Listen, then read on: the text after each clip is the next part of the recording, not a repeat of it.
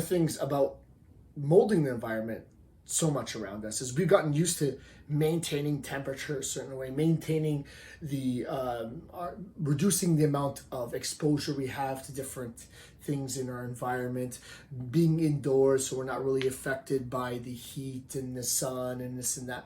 And in some ways that's dysregulated our body. Like our body was more in tuned to all that before: the temperature, the heat, the light, the pressure, the access and interaction with the environment.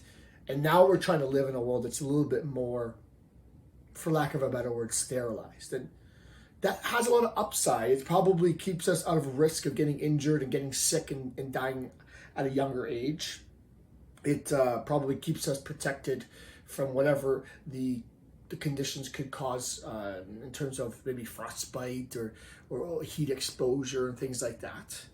But I think some of that stuff wouldn't exist if we had the ability to regulate. And part of my goal with everybody is to recalibrate and regulate again, get back to that connection that we had with nature.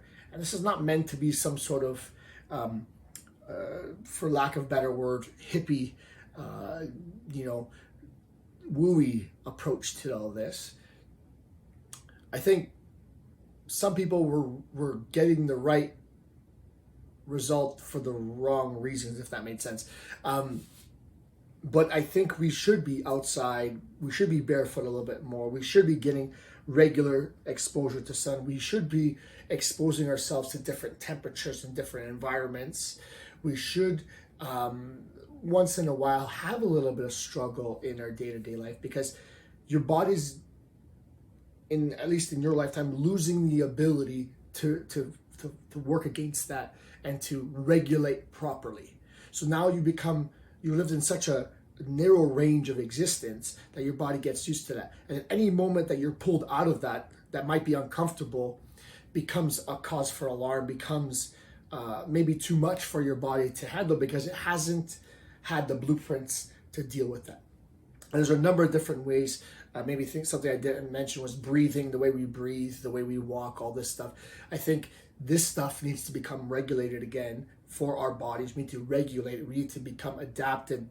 We need to be able to come connected to this stuff again so that we can better handle. And what that starts with is getting out of your comfort zone and getting out of, physically getting out of comfort.